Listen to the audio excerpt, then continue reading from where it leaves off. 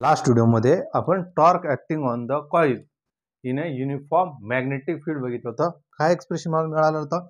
Torque is equal to N A B sine theta. Torque is equal काय N A B sine theta मिळाला होता. या व्हिडिओमध्ये आपण आता बघणार आहोत मुव्हिंग कॉईल गॅल्व्हनोमीटर. आणि तुमच्यासाठी हा क्वेश्चन खूप महत्वाचा आहे. Moving coil galvanometer, moving coil galvanometer. ठीक आहे, चला काय केलं होतं आपण? Torque acting on the uniform magnetic field. याच्यामध्ये काय होतं? हा तुमचा नॉर्थ पोल होता, हा काय तुमचा साऊथ पोल होता. इनसाइड मी काय फुट केलेलं होतं, इनसाइड काय फुट केलेलं होतं, कॉईल फुट केलेलं होतं. कॉईल फुट केल्यानंतर याच्यातून काय होत होता? तुमचा करंट फ्लो होत होता. याच्यातून काय होत होता? असा करंट फ्लो होत होता. ठीक आहे, अशा प्रकारे तुमचा करंट फ्लो होत होता. या करंट फ्लो होता आणि इथून काय होत होते? असे मॅग्नेटिक लाईन्स पास होत होते तुमचे. इथून काय होतं? तुमचे मॅग्नेटिक लाईन्स पास होत होते. तर प्रिन्सिपल बघूया. प्रिन्सिपल काय सांगतो मुव्हिंग कॉईल गॅल्व्हनोमीटरचं? Principle, when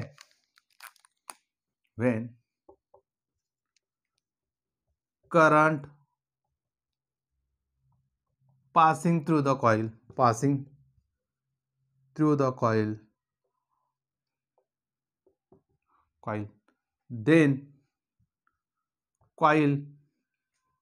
then coil experiences torque. Due to this, coil will be moved and काय मॅक्झिमम गेला पाहिजे तुमचा? and maximum flux passing through the coil, maximum flux passing through the coil. ठीक आहे, passing through the coil. बघा, Wien current passing through the coil, याच्यामधून current pass झालं, याच्यावर काय एक्सपिरियन्स होणार? फोर्स. तुम्हाला माहिती होतं या डायरेक्शनला फोर्स लागत होतं, या डायरेक्शनला फोर्स लागत होतं. म्हणजे कॉईल काय होतं? ते या प्रकारे रोटेट. म्हणजे काय म्हणतात आपण याला? कपल म्हणतो होतं. Couple process the purely rotational motion. मग ते झालं, करंट पास केलं, मग त्याच्यामुळे काय झालं? कॉईल रोटेट झाली. रोटेट होत असेल तर काय लागतं? टॉर्क लागतं. टॉर्क जर होत असेल तर कॉईल काय होणार? रोटेट होणार आहे. आणि रोटेट झाली म्हणजे काय होणार? मॅक्झिमम मॅग्नेटिक लाईन्स काय होतील? पास होतील. Maximum flux passing through the coil which shows the deflection. ठीक आहे, डिफ्लेक्शन शो करतं. इथपर्यंत आपल्याला क्लिअर झालं. चला, आता ही कॉईल जी आहे, ही कॉईल किती टॉर्क जनरेट करू शकते? तर टॉर्क जनरेट करू शकते ते N A B sine theta. मग ते कोणतं टॉर्क झालं? रिस्टोरिंग टॉर्क झालं. ठीक आहे, दोन प्रकारचे टॉर्क येणार आहे, एक डिफ्लेक्टिंग टॉर्क आणि दुसरं रिस्टोरिंग टॉर्क. हे कॉईल का डिफ्लेक्ट झालं? कॉईल काय झालं? डिफ्लेक्ट झालं. म्हणजे अशी कॉईल फिरली गेली. ठीक आहे, कॉईल काय झाली? अशी फिरली गेली. मग त्याला म्हटलं मी deflecting torque. Torque due to the deflection. Torque due to the deflection. Light चमकत नाही तिथं. Torque due to the deflection. मग टॉर्क इज इक्वल काय आलेलं आपल्याला? N A B. Torque is equal काय? N A B sine theta. Torque is equal काय? N A B sine theta. N I A B, I राहिलेलं इथं. ठीक आहे, N I A B sine theta. Torque is equal काय म्हटलं मी? N I A बी. ठीक आहे, याला इक्वेशन 1 म्हटलं. पण कोणता टॉर्क आहे तुमचा? तो डिफ्लेक्टिंग टॉर्क आहे, म्हणून मी लावलं टीडी. नंतर ही कॉईल किती मॅक्झिमम रोटेट होऊ शकते? जसं जर मी हे जर कॉईल, सपोज ही कॉईल जास्तीत जास्त किती डिफ्लेक्ट होऊ शकते? त्याच्या रिस्टोरिंग टॉर्क पर्यंत. एकदा का तो सोडून दिला तर काय होणार? परत तो त्याच्या मिनिमम पोझिशनला जाण्याचा प्रयत्न करेल. ठीक आहे, चल मग काय म्हटलं मी? Restoring torque. म्हणजे हा डिफ्लेक्ट करेल आणि त्याच्यानंतर तो कॉईल काय करणार आहे? रिस्टोर करणार आहे. म्हणून काय म्हटलं मी? Restoring torque. Restoring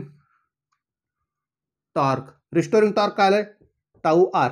restoring torque काय झालं तुमचा? Tau R. आणि टाऊ आर किती येणार तुमचा? Tau R is directly proportional to the theta. आता लक्षात ठेवा किती अँगलने तो डिफ्लेक्ट झालेला आहे, तो अँगल आहे थीटा. मग डायरेक्टली प्रोपोर्शनल आहे, काढून टाकलं तर काय होईल, कॉन्स्टंट यूज करायला मला, त्याला म्हणतो मी सी थीटा. सी म्हणजे काय बघा, मग सी म्हणजे काय, कॉन्स्टंट आहे. मग कोणता कॉन्स्टंट आहे, त्याला म्हटलं जातं टोरायझनल कॉन्स्टंट. टोरायझनल कॉन्स्टंट, त्याला काय म्हणायचं, टोरायझनल कॉन्स्टंट. ठीक आहे, चला इथं पण टॉर्क आहे, इथं पण टॉर्क आहे. मग दोन्ही from equation 1 and 2, from equation 1 and 2, equation 1 and 2 वरून काय लक्षात आलं, NIAB इज इक्वल टू काय, सी थीटा किंवा के थीटा ने पण दाखवला जातो. मग मी काय म्हटलं, आय काढतोय, आय इज इट इज, हा NAB त्या साईडला नेला तर काय होऊन जाईल, C upon NAB upon theta. मग तुम्ही काय म्हणता, I is directly proportional to the theta. I is directly proportional to the theta म्हणजे काय, current passing through the coil, current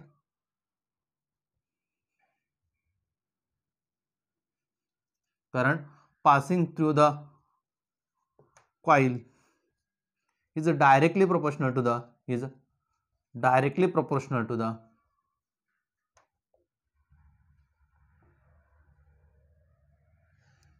deflection of the coil.